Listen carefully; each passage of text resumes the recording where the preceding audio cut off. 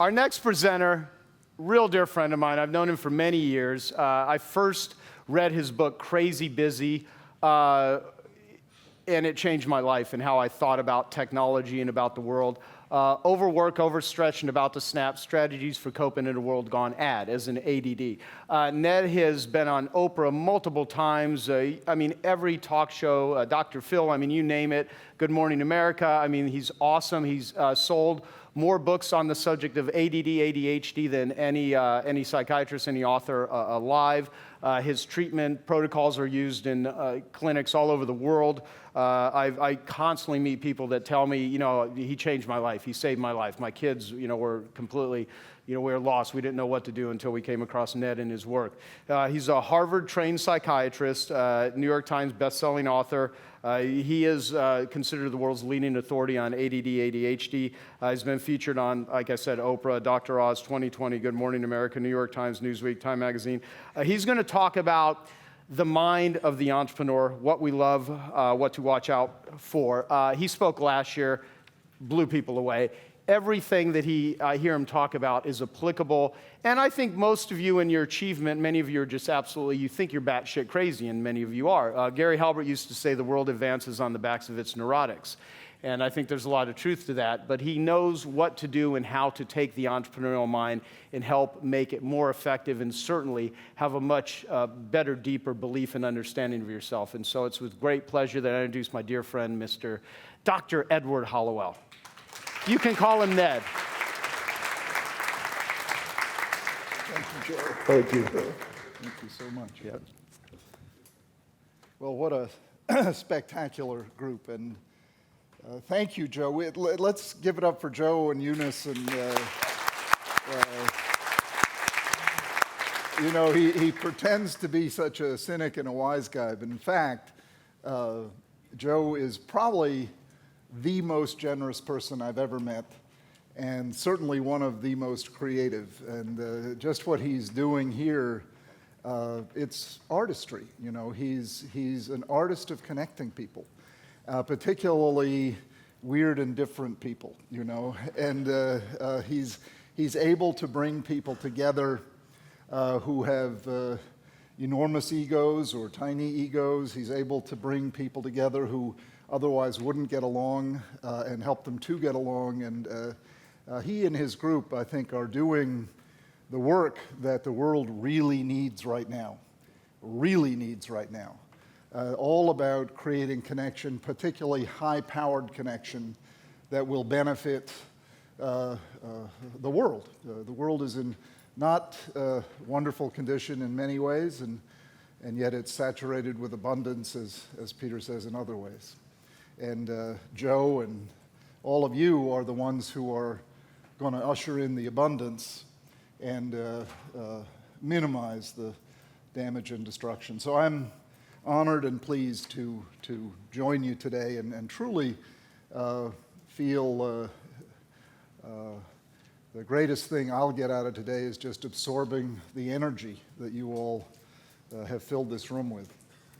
Well, Joe was saying I have specialized my career in ADD. Essentially, that means I have been specializing in bringing psychological insight and assistance to entrepreneurs. I think we should rename ADD the entrepreneurial trait. And Dan Sullivan and I got together around this and have been making friends around this notion. Dan has been working with entrepreneurs for 30 years. I've been working with ADD for 30 years, and we discovered we're working with the same people. And I thoroughly abhor the term attention deficit disorder. So I'd just soon throw that in the dustbin and rename it the entrepreneurial trait. And because I'll bet you 90% of you have it. And it's really because of it that you're achieving in the remarkable and interesting ways that you are. But it also may be holding you back in certain ways. And what I thought I'd do is bring you into what I've learned about the mind of the entrepreneur, point out the way things ought to go, and then point out some of the most common ways that entrepreneurs sabotage themselves. And I want to begin with a story from ancient Baghdad. One day, a master sends his servant into the marketplace to get some provisions. And while the servant is there, he sees death across the marketplace. And he's captivated by death. And then death turns his way and makes a menacing gesture, which completely freaks the servant out. And he goes running home as fast as he can run home, and he falls to his knees in front of his master and says, Master, please, you've got to let me take your horse. I've got to get out of this area. Let me take your horse, and I'm gonna gallop as fast as I possibly can to Samara, which is 75 miles away. I'm terrified that death will find me otherwise. And the master says, well, by all means, you feel free to take my horse. You've been a good and loyal servant. Of course, take my horse and come back when death has moved on. So the servant gallops off to Samara.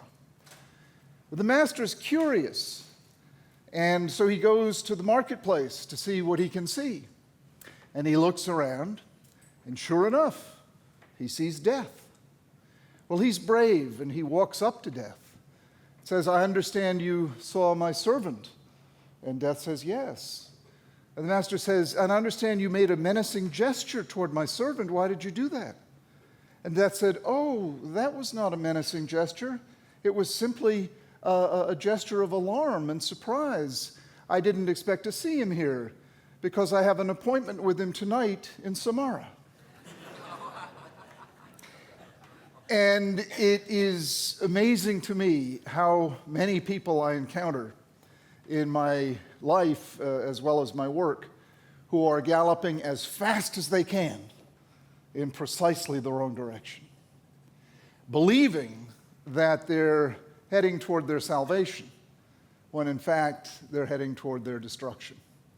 One of the unique opportunities I get is to tell people that that's what they're doing. I often think I'm sort of like the fool in classical drama. You know, kings would hire fools to whisper in their ear the stuff they didn't want to hear. It was a dangerous job because sometimes they'd be put to death for their trouble or they'd be whipped. But I sort of think that's what a psychiatrist does. You know, we're paid to whisper insights that maybe someone doesn't want to hear. And then it is up to that person to reverse direction or not. The way the arc, what I call the arc of the entrepreneur, ought to go, if you're not galloping towards Samara, usually begins with some kind of success. Now, it may have happened yesterday, or it may have happened when you were 10 years old on a paper route, or maybe, as in Dan's case, when you were able to wangle the extra cookie out of your aunt, and you felt that thrill of succeeding at bargaining, at selling, at getting a profit that you never thought you could get.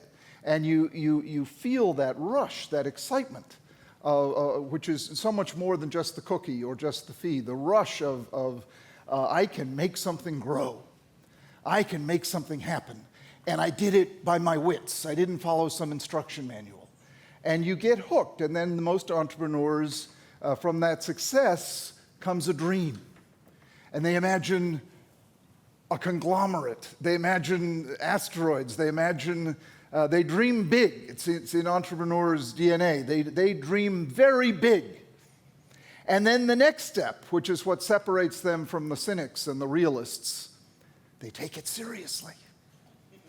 They say, I'm gonna populate an asteroid. I'm gonna develop a real estate agency for outer space. I'm gonna do these things. They take it seriously, which again, as I say, separates you all from the realists and the cynics. And then they begin what I call the avid and faithful pursuit. Avid and faithful pursuit. Faithful, faith is, you know, the assurance of things hoped for and the conviction of things unseen. You all have faith. You may not have religious faith, but I can promise you, you feel the assurance of things hoped for and the conviction of things unseen. That also separates you from other people. You begin this avid and faithful pursuit of what many people think are crazy goals. Think of who colonized this country. Would you have wanted your son or daughter in 1600 to get on a boat and come over here? It's as crazy as Peter Diamandis wanting to colonize outer space. I have a sign in my office that says, don't wonder if your ideas are crazy, wonder if they're crazy enough. And you all specialize in taking seriously and faithfully and avidly pursuing these crazy ideas. This country was colonized by people like you, separating themselves from the gene pool in England, from the conservative non-risk takers to the wild-eyed, visionary, pioneering, swashbuckling, cowboying folks that became our ancestors, your ancestors. And it's why I love entrepreneurs. You have the assurance of things hoped for and the conviction of things unseen. And guess what? You make it happen. So the avid and faithful pursuit then leads almost always to disappointment. You don't get there right away. And once again, one of the key qualities the entrepreneur kicks in, which is grit. You don't have give up in your vocabulary. You don't have it in your DNA. You don't do that. It's just unthinkable. It's just not an option. And it's not because you have some slogan, failure is not an option. It's because that's not who you are. You're just not built that way. You don't give up. So when you encounter disappointment, which you invariably do, nobody rides a bicycle without falling off first. When you encounter disappointment, you just say, well, no is the first step on the way to yes. And you keep at it, and you try it again, and you try something else. And almost always, what happens is the next step, which I call intervention. Maybe it's divine intervention, or maybe it's something more practical, like you go to take Dan's strategic coach, or maybe you come here and someone gives you the bright idea, like we were swimming in bright ideas. We've been swimming in bright ideas all morning. Or maybe you partner up with the right person. Maybe you meet someone at the table today. There's some kind of intervention that gets you past that stuck place. And then you're on your way to realization of the dream. And that's what I call the arc of the entrepreneur. And it's wonderful. It's magnificent. It is what makes life not only exciting, but productive, and what makes being alive today such a colossally exciting opportunity. The world has never teemed with so much opportunity for so many people. Never. Never. And the obstacle now is psychological. Psychological. So what are the traps that I want to point out to you to help you avoid? Now, there are many, many traps, and I'm going to highlight 5 of them. But I want to underline that my message is by no means negative. I'm just cautioning you. My message is 1,000% positive, that now is the time to be alive. If ever there were a time for an entrepreneur to say, praise God for having me be born now, this is it. This is the time for us folks who have this kind of brain. By the way, I have the entrepreneurial brain. I have ADD. I also have dyslexia too, and I wouldn't trade either one of them for the world. It's a terrible mistake to call these conditions disabilities. They're traits. They're traits, and if you manage them right, they become enormous assets in your life. I tell people I don't treat disabilities, I help people unwrap their gifts. And these conditions are markers of talent. People who have this kind of mind They're markers of talent. My model is you have a Ferrari engine for a brain with bicycle brakes. And I say, don't worry, I'm a brake specialist, you know. And when I strengthen your brakes, then you'll be able to win races. Now, if you don't strengthen your brakes, a Ferrari with no brakes is kind of dangerous. So, you know, and that's why you see the prison population full of people with undiagnosed, untreated ADD. What are the 5 obstacles, pitfalls that I want to caution you against? The first is the devil of negativity. And all people who are as bright and creative as you are, you see, you pay a price. And you pay a price in that you have a rich imagination. And that imagination can not only envision beauty, greatness, achievement, it can envision the opposite. You can envision failure. You can envision people against you. You can envision impossibility. That's the devil, negativity. I don't know if any of you felt a little hint of it when Peter was talking. When Peter was talking, we were all feeling excited. But I'll bet you some of you, I know I was thinking, God, I'm not as smart as he is. I can't keep up with all this stuff. There's no hope for me. I'm just a loser, you know. I might as well pack my bag and leave right now. The world is going to pass me by. I'm too old anyway. Send me out to pasture. I've done all I can do. And, you know, how can I? This guy's got it. I don't have it. And, you know, that's the voice of negativity. And I have to see, my advice in dealing with that, don't ignore it. Because if you do, it'll keep knocking on your door. Recognize it.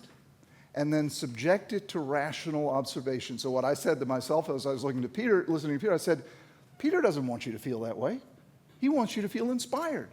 He's here to share a gift with you. Take advantage of it. And sure, it's a lot, and sure, he's way smart, but he's here to help you, share with you. So connect with him, work with him, grow with him. And I told the devil to, you know, piss off. You know, but you got to stare it down. You got to squash it. It's there in almost everyone who is very imaginative. The imagination, one of my great heroes, Samuel Johnson, had a wonderful phrase, the hunger of the imagination. And he called worry a disease of the imagination.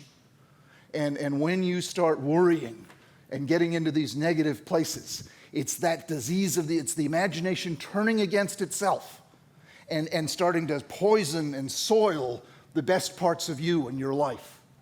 And the remedy, when you fall into those states, if you can't talk yourself out of it and stare the devil down, never worry alone. Profound advice. Never worry. Now, you want to pick your worry partner wisely. You don't want to pick some sadist who says, "Hey, yeah, you are a loser," you know.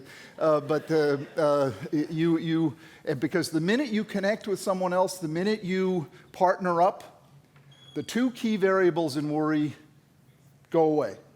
The 2 key variables in toxic worry: number 1, heightened feeling of vulnerability. It has nothing to do with the reality. Feeling of vulnerability, and diminished feeling of power and control. The minute you talk to someone, the minute you connect with someone, you feel more powerful and less vulnerable. The situation hasn't changed one bit.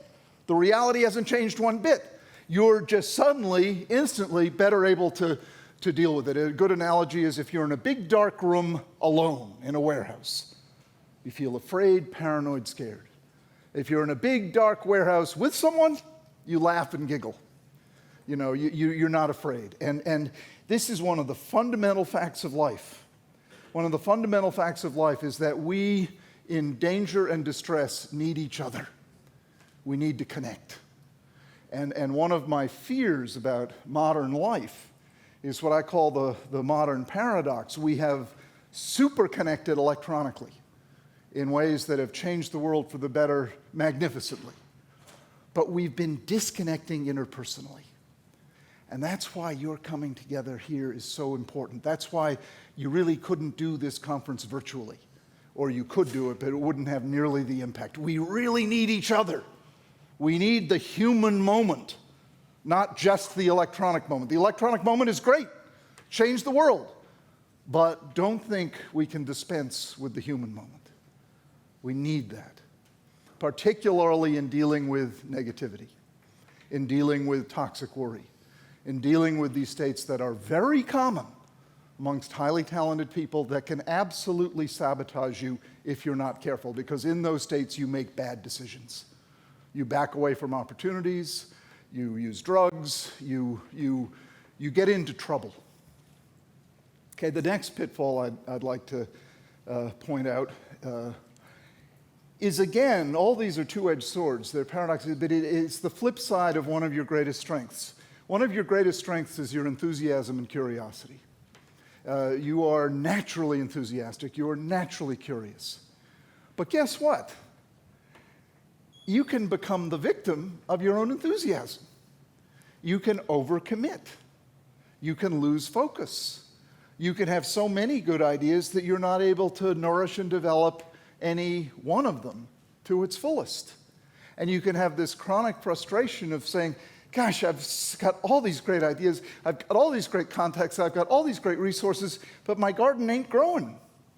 You know, I'm not getting the kind of full maturity of growth that I want to get.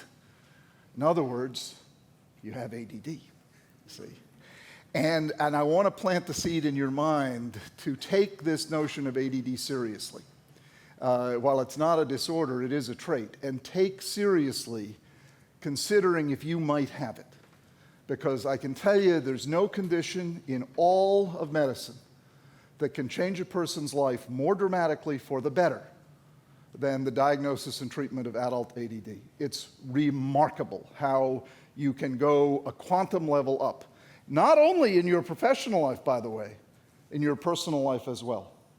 So consider that you might have this. If you are a visionary, a pioneer, full of ideas, have trouble with follow-through, impatient, low tolerance of frustration, tendency to procrastinate, tendency to go down blind alleys, if any of that sounds familiar, consider that you might have this. And remember, the treatment in no way takes away your special sauce. Quite the opposite. It allows you to make maximum use of it. I make the analogy having ADD is like Niagara Falls. Niagara Falls is just a lot of noise and mist until you build a hydroelectric plant. Then you light up the state of New York. That's what the treatment of this condition in adults can do. So consider that. I can't talk to an audience like this and not have you, it's like Dean was saying, what am I obligated to say? I am obligated to tell you that there is a possibility to dramatically change your life for the better by considering this. And I won't go into the whole because we don't have time, but if you grab one of my books, my books are very straightforward and clear. Okay, the third one is more delicate. You all have achieved great success. You have achieved, in most of you, quite a lot of wealth. This allows you to become a jerk. See? Because people will tend not to tell you. They will tend not to tell you that you're becoming a jerk. The most obvious example are professional athletes. These people walk around with these sycophants who just, tell them what they want to hear, and they behave like horrible jerks. 10 children with 10 different women, none of whom they care about, treating people like scum, offering nickel tips, and they're flaming jerks. We all have it in us to become a jerk, particularly when we become rich, famous, and powerful. Give people permission, those who are closest to you, to tell you, Dad, you're changing. Joe, you're changing. You're not, by the way, I didn't mean you, Joe Polish. I meant Joe Blow, You're not the humble, friendly, what you see is what you get kind of guy anymore. Your success is going to your head, and it's not attractive. Now, you may continue to be highly effective. You may continue to be master of the universe. You may continue to change the world for the better. But on your deathbed, there's not going to be many people standing around feeling very sad. You may get lionized in your obituary. but you're not going to like yourself much. You're not going to leave the kind of legacy of love that is by far the most important legacy. So give others permission to give you that kind of feedback. I love the simple intervention which Dan taught me. If someone is exhibiting a difficult behavior, you don't have to have a year of psychotherapy. Just tell them to cut it out. And if they'll listen, that can save them a lot of time and money. Okay, the fourth pitfall that I want to point out to you is what I call the itch at the core of the entrepreneurial mind. Most entrepreneurs have an itch. Most of us with this trait feel a need to change our inner state. We need to do something to pump up the volume. We need to do something to make life seem more vivid and alive. When we wake up in the morning, life just isn't as gripping as we want it to be. We have this appetite for more. We have this desire to make life more vivid, to make life more intense, to somehow or other make it gripping enough that we can really engage. And that really is at the core of this trait. Now, you can't make the itch go away, nor should you want to. It's your greatest asset, but it can also be your worst enemy. So what you have to do is be careful how you scratch the itch. Be careful how you scratch the itch. The maladaptive ways of scratching the itch cause enormous trouble. Drug abuse, alcohol abuse, extreme danger seeking. I had one patient who said, I only feel focused and alive when I'm at the racetrack, the horses are coming down the home stretch, and I have a bet down that I can't afford to lose. I had another patient who said, I only feel really focused and alive when I'm making love to a woman and her husband is on the way home. These are dangerous. These are not adapt, but another one who said, I only feel focused and alive when I'm skiing down a sheer face, knowing that I really don't have the skill to do it, hoping that I'll survive. And by the way, Peter's partner in writing writes about these extreme sports. Kotler, what's his first name? Stephen Kotler, a wonderful man, and he talks about the states of flow that you can get into by courting danger, but it's not something I think we wouldn't want to risk our lives to scratch the itch. And yet that's what these folks tend to do in scratching the itch. They resort to danger, to addiction, to all manner of self-destructive activities. What they're really seeking is adrenaline. What they're really seeking is nature's own stimulant medication, epinephrine, adrenaline. So what are adaptive ways of scratching the itch? Well, right at the top of the list is my favorite intervention, my favorite drug, connection. I call it the other vitamin C, Vitamin Connect. And the beauty of Vitamin Connect is that it's infinite in supply and it's free. The sad part of Vitamin Connect is people don't take it seriously. They'd rather get a prescription for Prozac than spend time with a friend, than get a pet, than love somebody. And it's killing people. We live in a big epidemic of Vitamin Connect deficiency. And the symptoms are lethargy, loss of ambition, loss of hope, low-grade depression, and these people are being medicated. And what they need to do is turn off their electronics and sit down and talk to somebody. I have nothing against electronics. I love them. They've changed the world for the better. But we're seeing this growing addiction, this growing epidemic of what I call screen sucking at the expense of getting the kind of connection with other people you need. Number two, in terms of adaptive ways of scratching the itch, physical exercise. My friend John Rady wrote a great book called Spark, The Revolutionary New Science of Exercise in the Brain, in which he lays out in absolute hard scientific detail the myriad ways in which physical exercise builds your brain. John calls it the miracle grow of the brain. It's not just good for your body and heart and bones, it's really good for your brain. And you don't have to just wait to go to the gym. When you're working on a project and you get stuck, stand up and do 25 jumping jacks, do 10 push-ups, do a few burpees, whatever. Run up and down stairs a few times. You will push the reset button on your brain. It changes your brain chemistry dramatically within 3 minutes. So have that as a ready-at-hand remedy instead of the jar of M&Ms or the Starbucks and the donut. A quick burst of exercise. And then the third particular way of scratching the itch that I recommend is a creative outlet. You all have come to this instinctively. You know that when you have a creative outlet, when you have a business that you're growing, you feel better. The reason I write so many books, I'm on my 20th book now. The reason I write so many books is not that I'm driven to write books. It's because if I don't have a book going, I get depressed. It's just that simple. If I don't have a book in process, I get depressed. I don't have to be working on it, but the fact that I have it in process gives me a creative outlet. I know it's there, and my unconscious is percolating away on it. The same with you guys with your businesses. The fact that you're growing them, the fact that you're here, the fact that you have it in mind, it gives you that creative outlet, which scratches the itch. The final, in my last 20 seconds, pitfall, may be the most dangerous of all.